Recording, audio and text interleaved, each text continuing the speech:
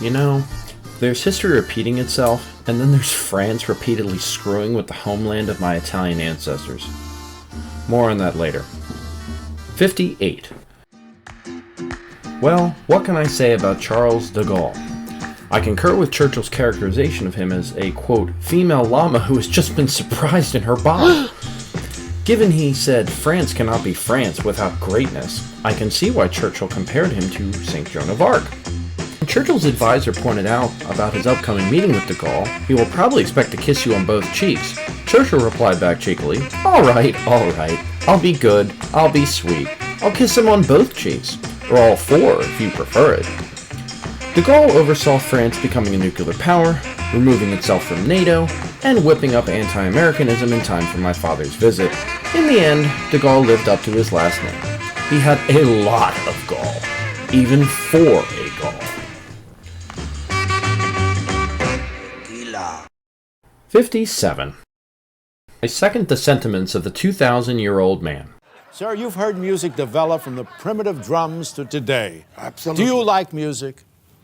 I listen to it. I love music, all music except the French. What's wrong with it? It's very repetitive. Repetitive? Very repetitive. But they had some great composers. Nah, that's repetitive. Every French thing. What about Bizet? Dun, dun, dun, dun, dun, dun, dun, dun, dun, dun, dun, dun. No, but Ravel. The worst. Choing, budget, choing, budget, boom. Budget, boom. Budget, boom. Budget, boom. Budget, get it, choing. Budget, boom. Budget, boom. Budget, gattle. No. All right. What about Jacques Brel? Please don't go away. If you'll go away, then I'll have to stray with a guy that's gay in a French cafe. You'll go away and you'll ruin my day and you'll stay away and I'll have to pay for the guy that's gay in the French cafe. It never stops. Goes around in ever descending circles. 56.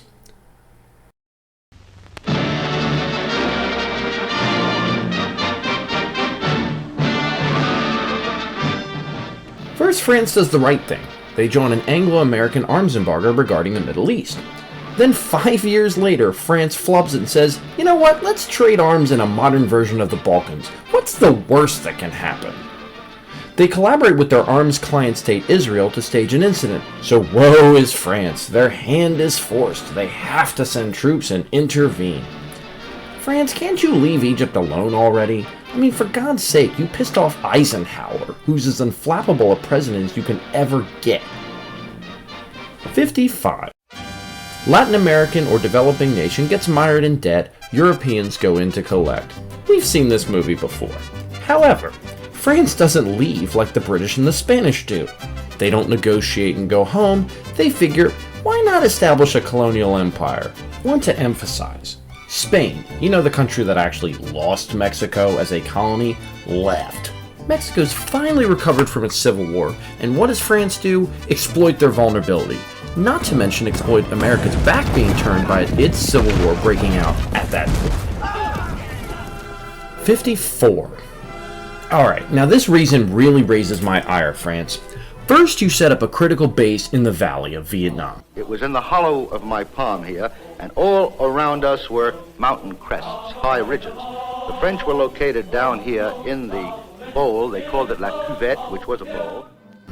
Then you have an epic fail in logistics. You require 36,000 tons of supplies, but only deliver 4,000. Then, you're reduced to parachuting in your meager supply stock such that they veer off course into enemy hands. And if all of that wasn't bad enough, when asked about artillery barrages, how does your so-called commander respond? The general looked at that and said, oh yes, but you see, these Vietnamese, these Annamites, they're not very good with artillery like we Europeans are. I mean, I'm sorry, I'm getting heated here, but I need to drop an F-bomb. I don't like cursing in my videos, but if this isn't it, I don't know what it is. This is a what the French moment already. I mean, I just... Alright. 53. Philip the Fair wasn't fair to his nobility, micromanaging their wardrobes such that they could only own 4 garments max. and single women only a single dress, I guess to remind them of their status. But that wasn't his worst contribution to world history. That dishonor goes to Philip ordering the destruction of the Knights Templar. Thus we have France to thank in part for the proliferation of related conspiracy theories, not to mention Dan Brown. 52. Apparently, Philip V was competing for worst holder of the name, or maybe just the most French Philip, I don't know. This delusional monarch surmised somehow that lepers were plotting his downfall, so he had them executed as traitors. You know, I've heard of people getting mistreated because of skin color, but skin disease? I mean, did the man read the Gospels? Jesus healed the lepers. 51. Did you know that France invaded Hawaii a full 90 years before Japan? It wasn't part of America yet, of course, but it still caused King Kamehameha III and the Hawaiian government enough alarm that they issued a secret proclamation placing themselves under the protection of the US government. France wins yet again for most intrusive European power in the Western Hemisphere. I mean, it is still the same Napoleon III who invaded Vietnam and meddled in Mexico. 50. What's the deal with France and the Crusades? I mean, all joking aside, what is their actual flipping deal? Now, I grant, in their defense, the Pope put them up to it. The Pope wasn't innocent, despite his name. But once we get past the papal prodding, promising permission to plunder the property of the accursed Albigensian heretics, can we talk about the siege of Béziers? A city of 15,000 to 20,000 Catholics with 200 heretics, and Arnaud Amaury's response, allegedly, "Kill them all! God will recognize his own." Then he has the audacity to write the Pope, "Guess what, Your Holiness? Mission accomplished!" If there is a hell, I hope you of all Frenchmen, Mr. Amaury, burn in it. 49. I've talked already about what France did to both Haiti and Indochina, but since they ranked as the premier power in Africa, particularly West Africa, imperialistically, I cannot leave that off this list. France overthrew not one, but two kings, since they resented being subjects rather than citizens, yet they turn around and classify their colonial peoples as subjects? Then they condemned French colonial troops to die in vain on behalf of their glory in both world wars. Wars, I might remind you, that France made a conscious choice not to prevent. When you consider the cruelties inflicted, you know, it's small wonder there are countries there that might invite American troops in, but adamantly refuse and reject French offers of assistance. 48. If a Frenchman aspires to adopt "Bad" as his nickname, how low must he go? How about loosing your prison riffraff on society out of spite for losing a negotiation, trying to play both sides against each other while you assassinate rivals in between? But was Charles the Bad as bad as the way he kicked the bucket? Doctors diagnosed the bedridden Burgundian be sewn into a brandy-soaked body wrap. Finding no scissors to cut the thread, the attending maid looked round the room and had the bright idea of using a candle flame. That would have been bad enough on its own, but to then flee the scene and leave the king to burn alive? I mean, I know the whole Catholic, "you are dust, and to dust you shall return," but I really think we're taking that too literally here. You know, all this time, I thought I roasted the French. I guess it could have been worse, though. I mean, Charles died of leprosy, so at least he didn't live in the time of Philip the Not-So-Fair. 47. Let's juxtapose two ailing Allied powers who, quote, won World War II. On one side of the channel, you have the sun setting on the Empire. They're still rationing 2 years after the war's end. They tell Truman, "We can't afford to police or protect Greece and Turkey." Not to mention, they let go of their crown jewel, India. On the other side, the government reduces their ration for bread, strikes paralyze the country, but they're still like, "Retreat! We can't retreat! France never retreats! French Indochina must remain French!" 46.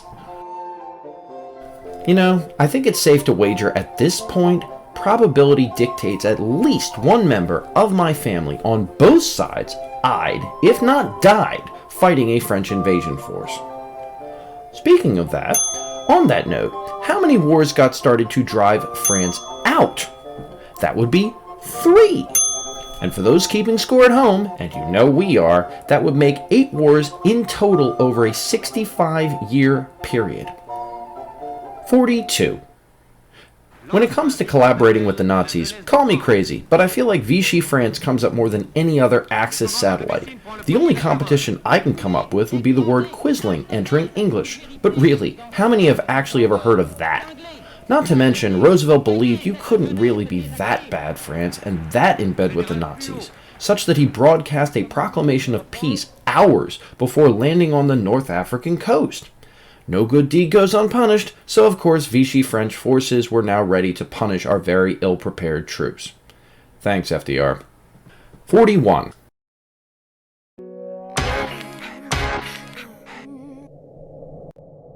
Five years before the crusading to kill the Cathars in southern France, the same Pope said to himself, "You know, who would make a good group to recruit to drive the Muslims from the Middle East? I know, French knights." Too bad they made a slight detour to Constantinople, then decided they liked it enough to loot and overthrow the Byzantines. Even after the Byzantines regained control, the empire was left fatally weakened, leading to their toppling by the Turks. You know, the same empire France would try to divvy up 7 centuries later. 40. Holland, 5 German armies fanned out across France. Treachery and incompetence had doomed the nation that only a decade ago had been leader of Europe. Now the campaign mounted in fury as France crumbled. This feels like it should rank higher, but there's some stiff competition, as we'll see. France finally summons the wherewithal to stand up to Hitler, and then lasts a grand total of 42 days. The so-called Great Power gets outlasted by Norway, who withstood the Nazi onslaught a good 3 months. I mean, come on, France, you allowed Germany to win the Tour de France by default. Can you believe our tour of France's Hall of Shame is halfway done? Fear not, fellow Francophobes, because the worst is yet to come. Next time on A Francophobe's Tale, French video games, even more helping Hitler, and how to destabilize the Middle East, Armageddon Edition. Until that video, thank you as always for watching. I hope you've enjoyed, and if you have any suggestions or curiosities you'd like in future videos, please feel free to leave them in the comments below. Thank you all.